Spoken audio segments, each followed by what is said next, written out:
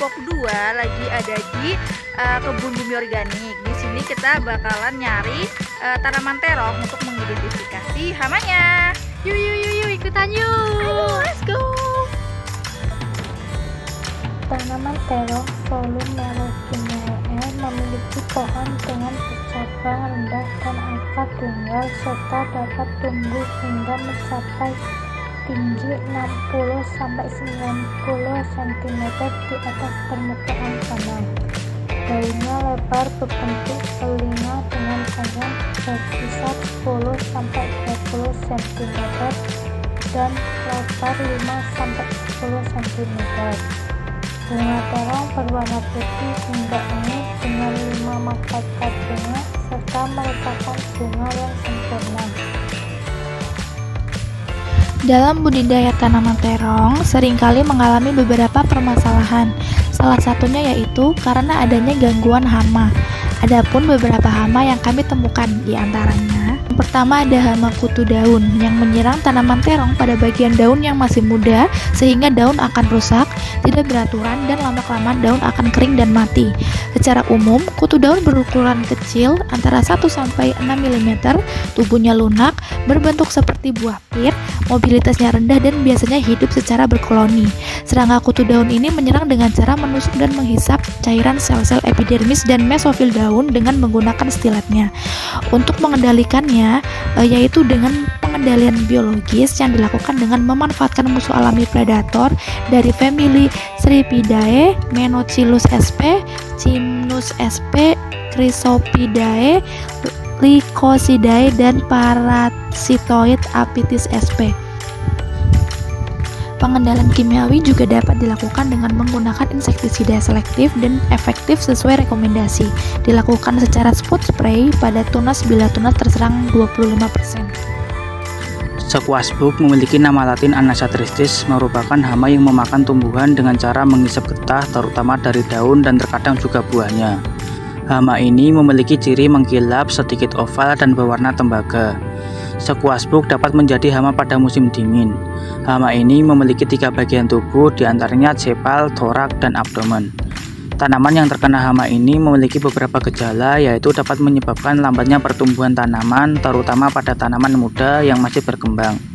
Hal ini yang dapat mengakibatkan hasil yang lebih kecil atau panen yang tertunda. Hama ini dapat menyebabkan perubahan warna dan kelainan bentuk pada buah. Buah yang terserang tampak berubah warna, cacat, atau memiliki area kecil yang cekung di permukaan. Hama ini dapat menyebabkan kerusakan pada daun dan batang tanaman yang dapat menyebabkan daun menguning atau kecoklatan, layu, dan bahkan kematian tanaman. Pengendalian hama Anassa tristis dapat dilakukan dengan pengendalian kimiawi, yaitu dengan menggunakan insektisida yang bersifat piretroid, neonicotinoid, dan spinosad dengan anjuran pakai yang tertulis pada kemasan.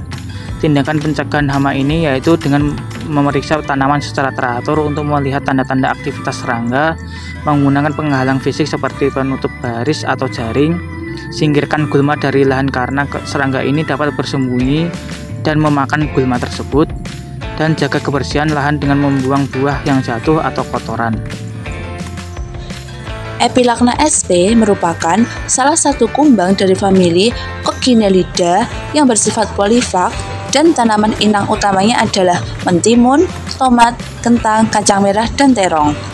Kumbang koksi memiliki tubuh berbentuk bulat, panjang tubuh antara 8-10 mm dengan sayap keras di punggungnya yang disebut dengan elytra.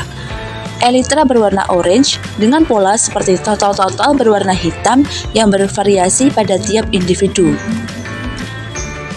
Epilacna sp mempunyai mulut penggaru atau mandibular yang bergerigi banyak. Epilacna sp memakan permukaan daun bagian bawah pada jaringan mesofilnya, yang dapat menimbulkan kerusakan yang serius berupa luka garukan pada bagian daun yang lunak di antara pertulangan daun, sehingga daun yang terserang tinggal kerangka dan menjadi kering seperti jaring. Kerugian yang ditimbulkan akibat serangan hama ini yaitu tanaman akan mengalami pertumbuhan yang kerdil atau tidak normal, sehingga tanaman akan menghasilkan buah yang sangat kecil dan sedikit. Pengendalian hama Epilacna sp dapat dilakukan dengan beberapa cara, diantaranya yaitu: yang pertama, pengendalian secara mekanik. dapat dilakukan dengan mengambil hama tersebut kemudian memusnahkannya. Yang kedua, pengendalian secara hayati, yaitu dengan memanfaatkan musuh alaminya berupa jenis tabuhan yang menjadi parasit telur, larva, maupun pupa. Yang ketiga, pengendalian secara kimia dapat dilakukan dengan menggunakan insektisida sintetis maupun organik. Kemudian yang keempat, pengendalian secara kultur teknis dapat dilakukan dengan menggunakan varietas tanaman yang tahan terhadap serangan OPT. Misalnya, pada tanaman terong berasal dari varietas Antaboga. Oke, masuk pada hama yang ketiga yang menyerang tanaman terong, yaitu belalang hijau atau Oxyia cervile. Tubuhnya terdiri atas 3 bagian, yaitu kepala atau caput, dada atau toraks, dan perut atau abdomen. Belalang hijau memiliki 2 jenis organ gerak, yaitu sayap dan kaki. Kemudian, belalang hijau menyerang tanaman terong dengan cara menghisap cairan dalam jaringan tanaman, terutama pada daun dan cabang muda. Ciri-ciri serangan belalang hijau pada tanaman terong adalah daun terongnya bisa berlubang karena dimakan oleh hama belalang hijau, kemudian buah terongnya akan menjadi kerdil. Nah, pengendalian yang dapat dilakukan untuk tanaman terong yang terserang oleh belalang hijau yaitu yang pertama, penggunaan insektisida, penggunaan predator alami, sanitasi lahan, rotasi tanaman, dan juga pemangkasan cabang yang terserang.